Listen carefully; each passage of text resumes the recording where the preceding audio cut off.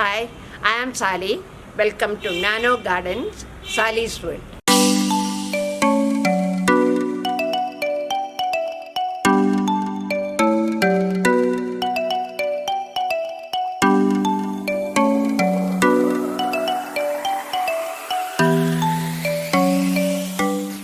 ഇന്ന് ഞാൻ adenium pruning ആണ് കാണിക്കുന്നത്. ഇത് ഫെബ്രുവരി മാസമാണ്. ഫെബ്രുവരി മാസം എന്ന് പറയുമ്പോഴേക്കും ഡിസംബർ ജാനുവരിയിലെ തണുപ്പ് മാറി അന്തരീക്ഷം കുറച്ച് ചൂടുള്ളതായിട്ടുണ്ട്. ആ സമയത്താണ് അഡീനിയം പ്രൂൺ ചെയ്യേണ്ടത്. ആ പ്രൂണിങ് എങ്ങനെയാണെന്ന് നോക്കാം. അഡീനിയം പ്രൂണിങ്ങിന് നമുക്ക് ആവശ്യമുള്ള ചില കാര്യങ്ങളുണ്ട്. ഒന്നാമതായിട്ട് സ്റ്റെറിലൈസ് ചെയ്ത ഒരു കത്തി അല്ലെങ്കിൽ ബ്ലേഡ് വേണം. അപ്പോൾ ഇത് ഞാൻ സ്റ്റെറിലൈസ് ചെയ്താണ്, ഞാൻ കത്തിയാണ് ഉപയോഗിക്കുന്നത്. അല്ലെങ്കിൽ നിങ്ങൾക്ക് പുതിയ ഒരു ബ്ലേഡ് ഉപയോഗിക്കാം. അതിന് ആൽക്കഹോൾ ഉപയോഗിക്കാം, അല്ലെങ്കിൽ സ്പിരിറ്റ് ഉപയോഗിക്കാം, അതല്ലെങ്കിൽ നിങ്ങൾക്ക് ഉപയോഗിക്കുന്ന ഹാൻഡ് വാഷ് അതും സ്റ്റെറിലൈസ് ചെയ്യാൻ ഉപയോഗിക്കാവുന്നതാണ്. അപ്പോൾ അങ്ങനെ സ്റ്റെറിലൈസ് ചെയ്ത ഒരു കത്തിയോ ബ്ലേഡോ എടുത്ത് ഇങ്ങനെയുള്ള നമ്മുടെ അഡീനിയത്തിൽ, എല്ലാ അഡീനിയத்தைയും ഞാൻ ഇങ്ങോട്ട് കൊണ്ടുവന്നില്ല, കുറച്ചെണ്ണത്തിനെ കൊണ്ടുവന്നു. ഇങ്ങനെ ഒരു 1, 2, 3, 4 ഒരു 4 അല്ലെങ്കിൽ 5 നോഡിൻ്റെ അവിടെ വച്ചിട്ട് നമ്മൾ മുറിക്കുകയാണ് വേണ്ടത്. കണ്ടില്ലേ? ഇതേപോലെ ഇങ്ങനെ കിട്ടുന്ന കമ്പുകൾ നമുക്ക് കട്ടിങ് ഉപയോഗിച്ചുള്ള അഡീനിയം വളർത്തുന്ന രീതിയിലേക്ക് ഉപയോഗിക്കുകയും ചെയ്യാം. ഈ കട്ടിങ്സ് നമുക്ക് നട്ട് കഴിഞ്ഞാൽ പുതിയ ചെടിയായി മാറും, പൂക്കളൊക്കെ കിട്ടും. പക്ഷേ ഈ കോഡക്സ്, ഇപ്പോൾ ഇതിൻ്റെ കോഡക്സ് ഇല്ലേ, ഇതേപോലെയുള്ള കോഡക്സ് ഉണ്ടാകുകയില്ലെന്ന് മാത്രമേ ഉള്ളൂ, വേറെ കുഴപ്പമൊന്നുമില്ല. ഇനി ഇപ്പം നമ്മളിവിടെ കട്ടിങ് എടുത്തു. ഇനി നോക്കിക്കേ, ഇവിടെ ഈ ഭാഗത്ത് ഒരു ദ്രാവകം പോലെ യൂസ് ചെയ്യുന്നുണ്ടല്ലേ, അത് തുടച്ച് മാറ്റിയിട്ട് നമുക്ക് അല്പം സാഫ്. അഡീനിയം പ്രൂൺ ചെയ്യുന്നത് എന്തിനാണെന്നറിയോ? എല്ലാ അഡീനിയങ്ങളും ഒരു യൂണിഫോമിൽ നിൽക്കാൻ വേണ്ടിയാണ് ഒന്നാമതായി നമ്മൾ അഡീനിയം പ്രൂൺ ചെയ്യുന്നത്.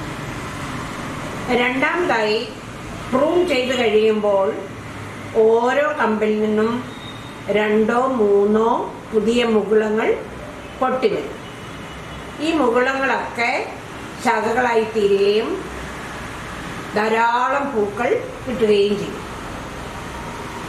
മാത്രമല്ല, പ്രൂൺ ചെയ്ത് നമ്മൾ വളമെല്ലാം ചേർത്ത് കഴിയുമ്പോഴേക്കും പരിചരണം കൂടുതൽ കിട്ടുന്നത് കൊണ്ട് കോഡക്സ് നല്ല വലിപ്പം വെക്കുകയും ചെയ്യും. അതിനാൽ ഓരോ വർഷവും നമുക്ക് അഡീനിയത്തെ പ്രൂൺ ചെയ്ത് കൂടുതൽ പൂക്കൾ ഉണ്ടാക്കിയെടുക്കാൻ സാധിക്കും. ഓരോ വർഷവും അഡീനിയത്തെ പ്രൂൺ ചെയ്ത് കൂടുതൽ ശാഖകളും കൂടുതൽ പൂക്കളും ഉൽപ്പാദിപ്പിക്കാൻ സാധിക്കും.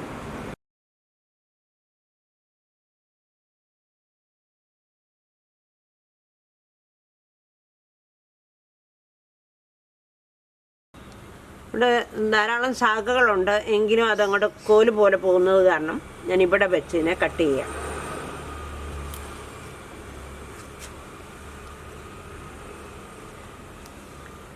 ഇതെല്ലാം നല്ല വെറൈറ്റിയാണ്, ഹൈബ്രിഡ് വെറൈറ്റികളാണ്.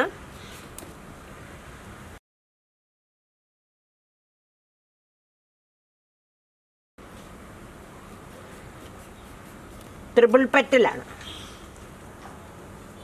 ട്രിപ്പിൾ പെറ്റൽ, ഡബിൾ പെറ്റൽ ആണ് ഇതൊക്കെ.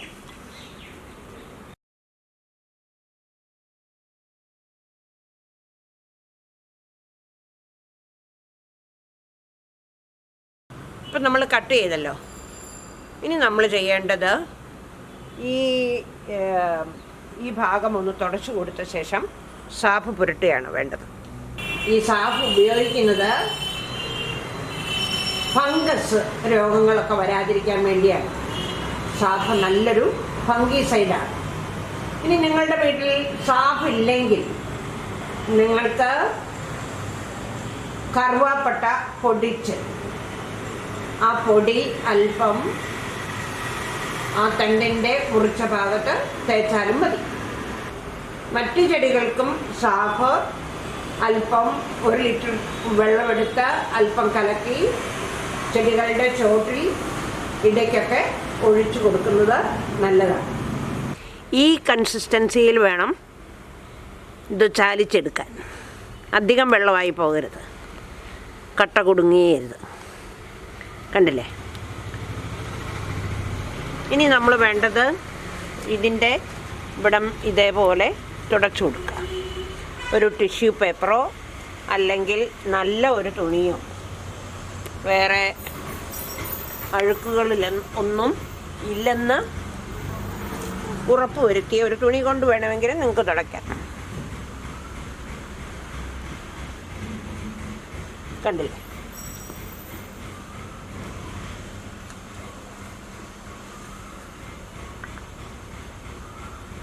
അതിനുശേഷം ഇത് കുറേശ്ശെയായിട്ട് ഇങ്ങനെ തേച്ച് കൊടുക്കും എല്ലാ ഭാഗത്തും.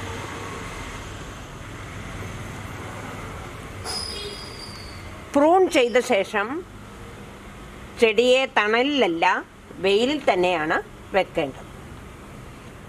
പ്രൂൺ ചെയ്ത് കഴിയുമ്പോൾ വളം കൊടുക്കാവുന്നതാണ്.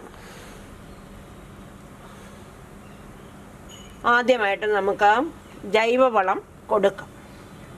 ഞാനിന്ന് ജൈവവളം കൊടുക്കുന്നില്ല, കാരണം ജൈവവളം ഓൾറെഡി കൊടുത്തിട്ടുണ്ട്. മണ്ണിര കമ്പോസ്റ്റാണ് ജൈവവളമായിട്ട് കൊടുത്തത്.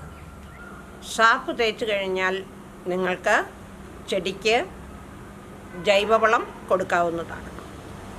ജൈവവളമായിട്ട് ഉണങ്ങിയ ചാണകപ്പൊടിയോ അല്ലെങ്കിൽ ഉണങ്ങിയ മണ്ണിര കമ്പോസ്റ്റോ കൊടുക്കാവുന്നതാണ്. മുൻപേ കൊടുത്തിട്ടുണ്ടെങ്കിൽ ഇപ്പോൾ കൊടുക്കേണ്ട. ഇത് കണ്ടോ, ഞാനിപ്പത്തിനെല്ലാം കൊടുത്തിട്ടുണ്ട്. അതുകൊണ്ട്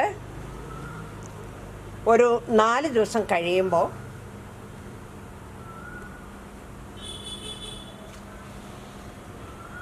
കൊടുത്തതായതുകൊണ്ട് ഒരു 4-5 ദിവസം കഴിയുമ്പോൾ നമുക്ക് കൊടുക്കാവുന്ന വളങ്ങളാണ് എല്ലുപൊടി, അല്പം മണൽ, കുറച്ച് ഡാപ്പ്, കുറച്ച് പൊട്ടാഷ്. ഇത്രയും കാര്യങ്ങളാണ് കൊടുക്കേണ്ടത്. അത് മിക്സാക്കി ഈ മണലിലേക്കിട്ട് ഒന്നിളക്കി ഇതിൻ്റെ ചുവടൊന്ന് മെല്ലെ തോണ്ടി അതിന് ചുറ്റിനുമായി ഇടാം. വളം കൊടുത്തു കഴിഞ്ഞാൽ അടുപ്പിച്ച് 4-5 ദിവസത്തേക്ക് നനയ്ക്കണം. അതിനുശേഷം നനയ്ക്കൽ 3 ദിവസത്തിൽ ഒരിക്കൽ മതി. അപ്പോൾ പ്രൂണിങ് എങ്ങനെയാണ് ചെയ്യേണ്ടത്, എന്തൊക്കെ കാര്യങ്ങളാണ് ശ്രദ്ധിക്കേണ്ടത് എന്ന് നിങ്ങൾക്ക് മനസ്സിലായില്ലേ? ഈ വീഡിയോ നിങ്ങൾക്ക് ഉപകാരപ്രദമായി എന്ന് കരുതട്ടെ.